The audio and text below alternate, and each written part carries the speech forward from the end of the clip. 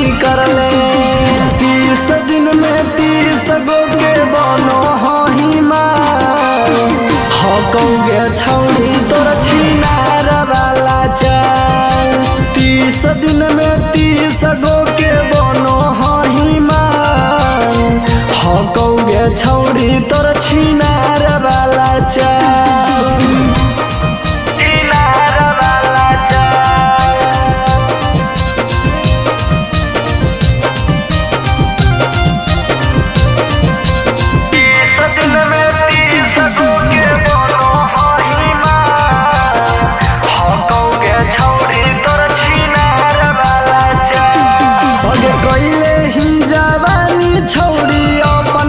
हंसना हंस गे बोला ला पउलटे करे लगो हही बहस गे। कैले ही जवानी छौड़ी अपन तो हंसना हंस गे बोला ला पउलटे करे लगो हही बहस गे। अब काहे कैले चलो हही चीज बर्बाद गे। दोसर दोसर छौड़न में की मिलो हौ स्वाद गे।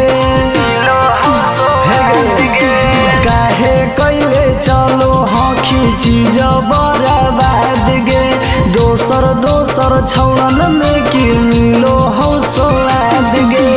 30 दिन में 30 गो के बनो हही माल, हो कौगे छौड़ी तोर छिनार वाला चाल। 30 दिन में 30 गो के बनो हही माल, हो कौगे छौड़ी तोर छिनार वाला चाल। हो कौगे छौड़ी तोर छिनार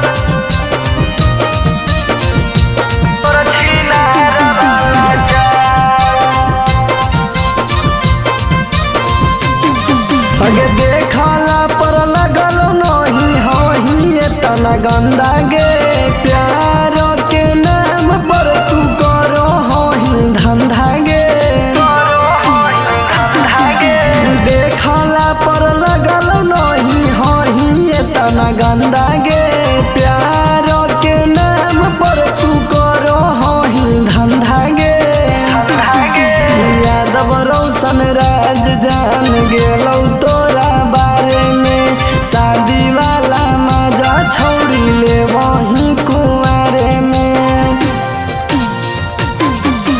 राजा रोशन जान गेलौ छौड़ी तोरा बारे में, शादी वाला मजा छौड़ी ले वही कुंवारे में। 30 दिन में 30 गो के बनो हही माल, हो कौगे छौड़ी तोर छिनार वाला चाल। 30 दिन में 30 गो के बनो हही माल, हो कौगे छौड़ी तोर